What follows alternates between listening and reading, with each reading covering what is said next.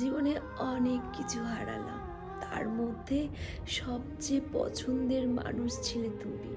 যদিও গল্পটা ছিল অল্প, কিন্তু তোমাকে মনে রাখবো মৃত্যুর আগ পর্যন্ত। তোমার হাসি, তোমার কথা, তোমার সাথে কাটানো প্রতিটা মুহূর্ত সব যেন এক একটা যন্ত্রণাদায়ক স্মৃতি হয়ে বুকে আঘাত করে। আমাদের গল্পটা খুব বড় ছিল না, তবুও প্রতিটা পৃষ্ঠায় আমাকে আজও কাঁদায়।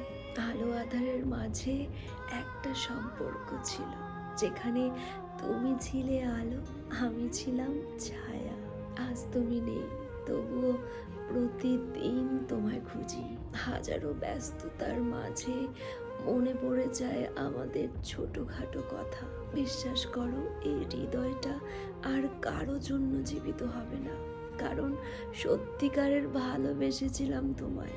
তোমার জায়গাটা আর কেউ নিতে পারবে না। তোমায় আজও ভালোবাসি, তোমাকে মনে রাখবো মৃত্যুর আগ পর্যন্ত।